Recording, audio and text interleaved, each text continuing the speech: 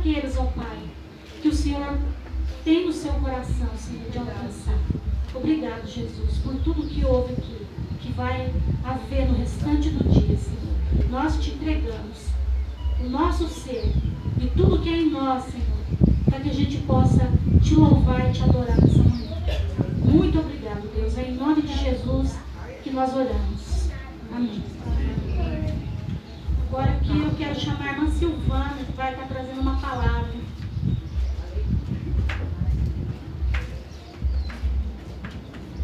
Graças a Deus, irmãos. Nós vamos fazer a leitura bíblica desta manhã. Convido os irmãos que estiverem com Bíblia a abrirem suas Bíblias no Evangelho de João, capítulo 1, a partir do versículo 15. Os irmãos que quiserem acompanhar, os que não tiverem, me acompanhem que estarei lendo. Amém? Evangelho de João, capítulo 1, versículo 15, a partir do 15. Amém?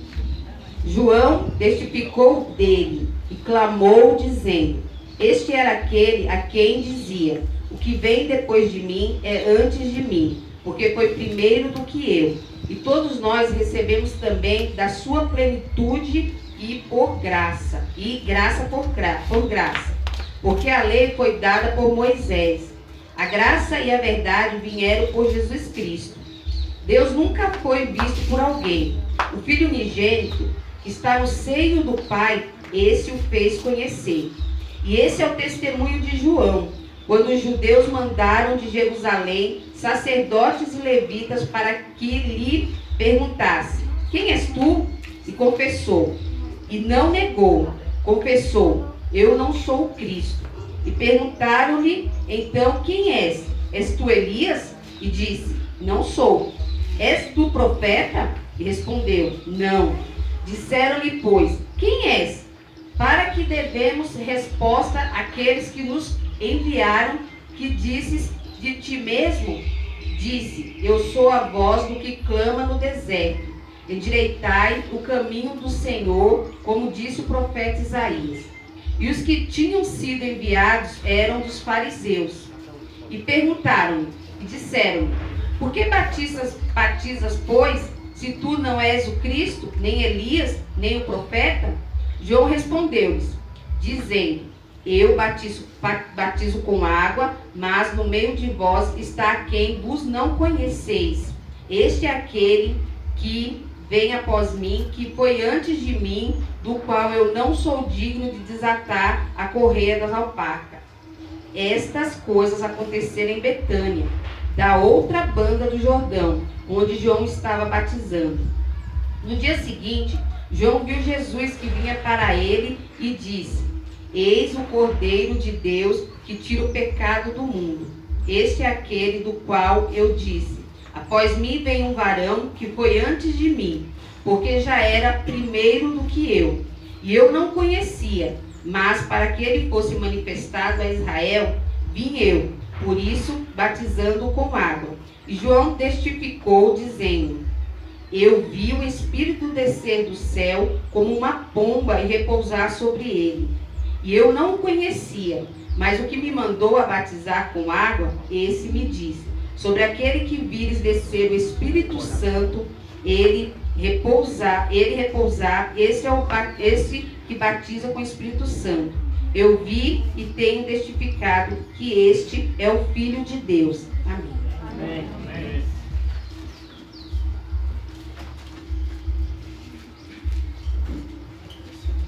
Amém, irmãos? Vamos nos colocar de pé. Vamos ter um período agora de adoração ao Senhor Jesus. Vamos estar adorando a Deus, se alegrando, estar em comunhão. E é bom estarmos aqui, né? É muito bom esse momento de comunhão, sair um pouco da nossa zona, né? Da onde nós estávamos, lá, e estar aqui nessa natureza, poder desfrutar desse lugar. Então nós vamos estar cantando. Bom estarmos aqui, louvando a Deus. Amém?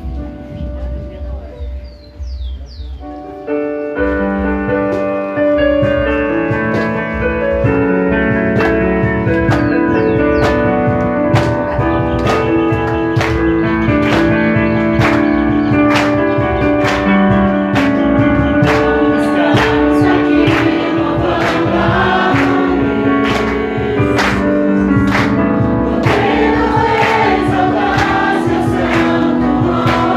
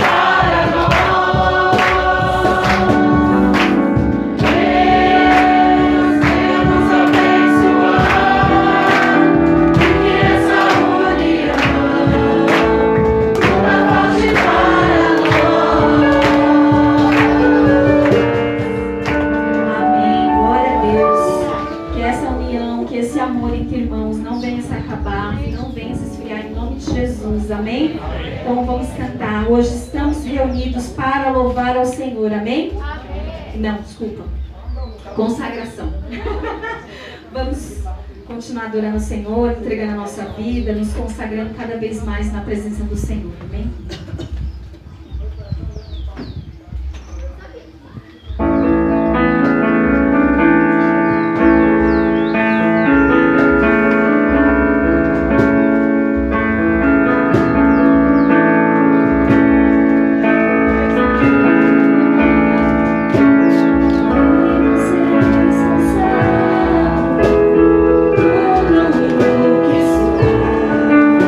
De tantos louvores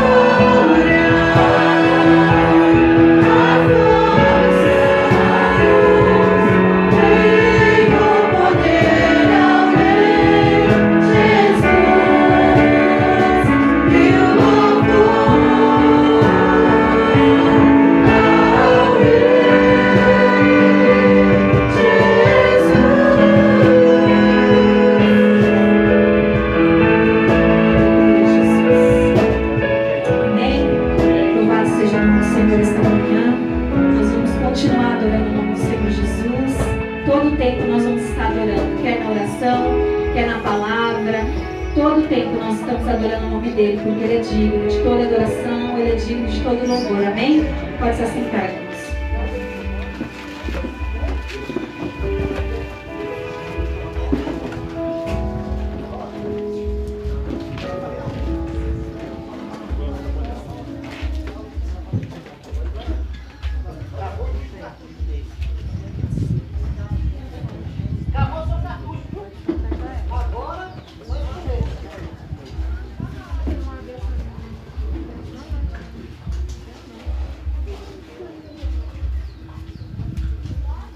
Eu estava olhando para essa cruz e vocês lembram muito bem que a cruz é um dos símbolos do cristianismo. Lembram-se que foi na cruz que Jesus morreu, derramou seu sangue para nos dar a vitória sobre a morte. E o segundo túmulo, ou melhor, o segundo símbolo do cristianismo é o túmulo vazio. Jesus não está naquele túmulo, lá não está o seu corpo, ele ressuscitou, ele está vivo.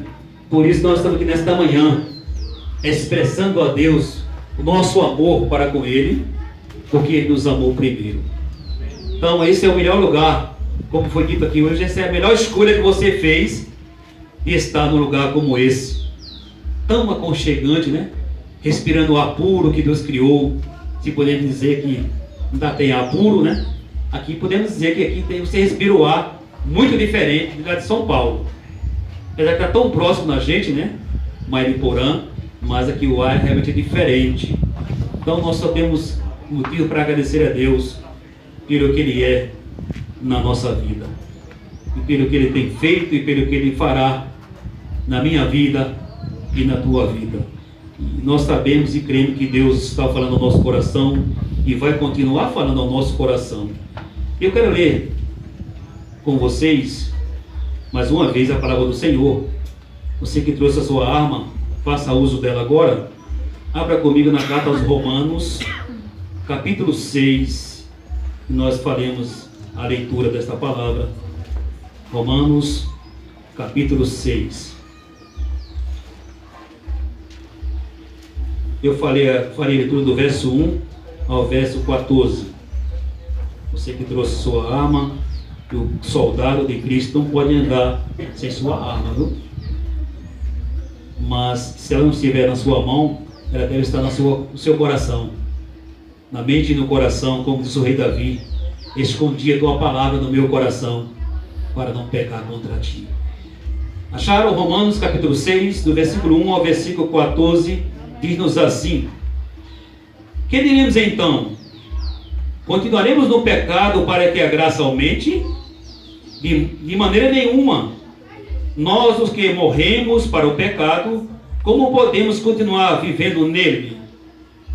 Ou vocês não sabem que todos nós que fomos batizados em Cristo Jesus, fomos batizados com ele na morte por meio do batismo, a fim de que, assim como Cristo foi ressuscitado dos mortos mediante a glória do Pai, também nós vivamos uma vida nova.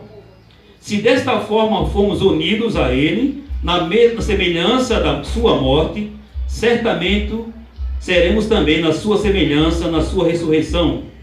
Pois sabemos que o nosso velho homem foi crucificado com ele, para que o corpo do pecado seja destruído e não mais sejamos escravos do pecado.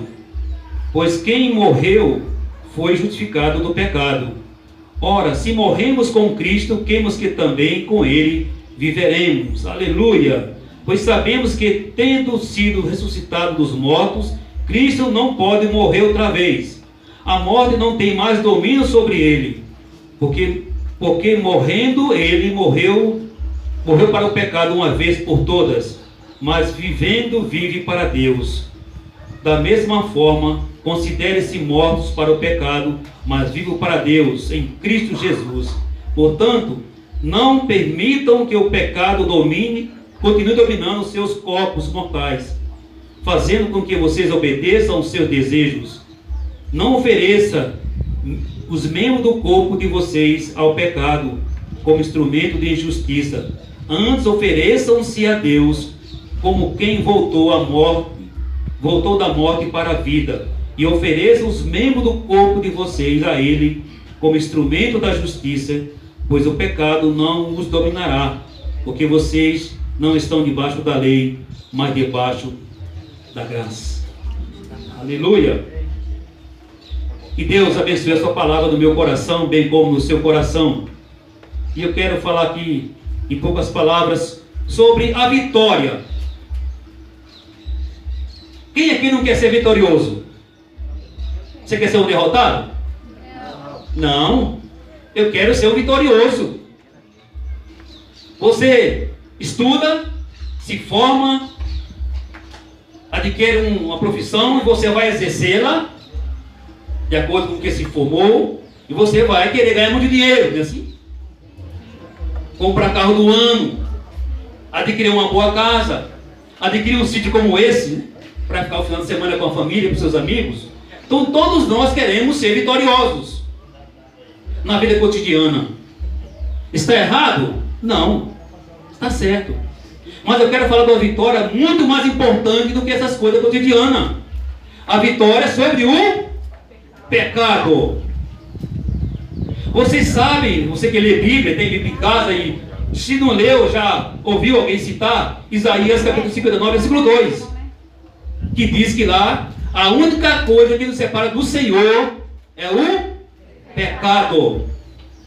Então o pecado separa você e eu de Deus.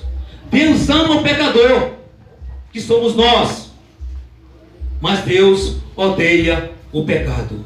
Então nesta manhã eu quero falar sobre essa vitória, a vitória sobre o pecado. O apóstolo Paulo faz uma pergunta de extrema importância no versículo 1. Que diremos então? Continuaremos no pecado para que a graça aumente? Eu sei que alguns sabem o significado dessa palavra, graça. Graça é um favor imerecido. Nós não merecíamos a graça de Deus, ou seja, nós estávamos condenados para o inferno. Todos nós, sem exceção. Toda criatura, depois da obediência a Deus, está condenado para o inferno. Mas Deus ama tanto esse pecador, que ele se fez homem, veio ao mundo, morreu na cruz, para nos dar vitória sobre o pecado e sobre a morte eterna. Então a morte não tem mais domínio sobre nós, que estamos em Cristo Jesus. Então o apóstolo Paulo faz essa pergunta de extrema importância. Que diremos então? Continuando no pecado para que a graça aumente? O próprio Paulo responde de forma contundente, de maneira nenhuma. E Paulo acrescenta: nós, os que morremos para o pecado, como podemos continuar vivendo nele? Hoje nós podemos presenciar um testemunho maravilhoso. 4 testemunhos de 4 vidas que foram sepultadas. Morreram para o mundo e ressuscitaram para Deus. E vão viver sob esta graça salvadora e sustentadora. A graça de Deus. Agora, qual a forma para que a pessoa, para que a nossa velha natureza pecaminosa se torne impotente? Vou repetir. Agora, qual a forma para que a nossa velha natureza pecaminosa se torne impotente? Não mais funcione. Qual a forma? Só existe uma, irmãos.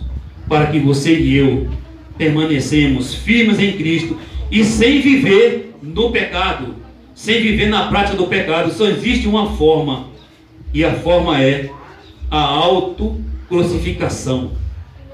A autocrucificação. O versículo 6 diz: pois nós sabemos que o velho homem foi crucificado com ele, Cristo, para que o corpo do pecado seja destruído e não mais sejamos escravos do pecado. E um versículo que vocês estão até cansados de ouvir, e a palavra de Deus não vai nos cansar de forma alguma, ela nos renova. Carta aos Gálatas, capítulo 2, versículo 20. Alguém entende qual é esse versículo na mente e no coração? Carta aos Gálatas, capítulo 2, versículo 20. Paulo diz assim: já estou crucificado com Cristo. E vivo não mais eu, mas Cristo vive em mim. E a vida que a viva na carne, ou seja, no corpo, vivo-a pela fé no Filho de Deus, o qual me amou e se entregou a si mesmo por mim. Então esta é a única forma de você e eu não mais vivermos na parte do pecado, é a autocrucificação. Nós estamos escondidos em Cristo, e somente em Cristo nós temos condições para vencer o pecado. Se não for assim, o tempo todo, durante toda a minha vida, eu vou viver na prática do pecado. Mas eu estou crucificado com Cristo. Por meio da morte de Cristo, nós somos libertos do pecado. E foi para isso que Jesus veio, irmãos. Ele deixou a sua glória, se fez homem e veio ao mundo para nos dar a vitória sobre o pecado. E no Evangelho de João, no capítulo 19, versículo 30, Jesus declara: está consumado. Está consumado. Aleluia! Glória a Deus! Jesus venceu na cruz para que você tenha vitória sobre o pecado. E não se esqueça disso. Somente por meio de Jesus você tem as condições de vencer toda e qualquer cilada do diabo, que ele vai tentar derrotar você. Não esqueçam disso. Vocês, hoje, terceira água do batismo, foram sepultados para o mundo e ressuscitaram para Deus. Satanás não vai abrir mão de vocês. Ele vai investir contra vocês. Por quê? Porque ele já está condenado. E ele vai tentar você e eu todo instante. Mas em Jesus, você tem todos os meios para dizer: não, Satanás. Aqui mora Jesus Cristo. O meu coração é a casa de Deus. Aqui é o teu lugar. E quando Cristo está num coração, meus irmãos, o diabo não consegue entrar. E Jesus mora no teu coração e no meu coração, se assim você já o confessou como seu Salvador. Então volto a dizer, por meio da morte de Cristo na cruz, nós somos libertos do poder do pecado. Todos que creem estão agora unidos com Cristo. A sua morte, a morte de Cristo, é a nossa morte. A sua ressurreição é a nossa ressurreição. Aleluia! E eu vou ler o versículo do 3 ao versículo 4 de Romanos 6, que vai confirmar isso. Ou vocês não sabem que todos nós que fomos batizados com Cristo Jesus, fomos batizados em sua morte? Portanto, somos sepultados com Ele na morte, por meio do batismo, a fim de que assim como Cristo foi ressuscitado dos mortos, mediante a glória do Pai, também nós vivamos uma vida nova, de forma que fomos unidos a Ele na semelhança da sua morte. Certamente o seremos também na semelhança da sua ressurreição. Glórias a Deus! Então a sua morte é a nossa morte, a sua ressurreição é a nossa ressurreição. Aleluia, irmãos. A morte não tem poder mais sobre a vida de um crente. Por isso Jesus declarou que as portas do inferno não prevaleceram contra a igreja. E quando ele fala igreja, irmão, não é templo, não é casa de 4 paredes com porta, cadeado, alarme. É a igreja que ele fala, é você que é Jesus Cristo. Então a morte não tem mais domínio sobre a vida do crente. Você está vivo. Você não morre mais. Mas pastor, que história é essa? Eu não morro mais?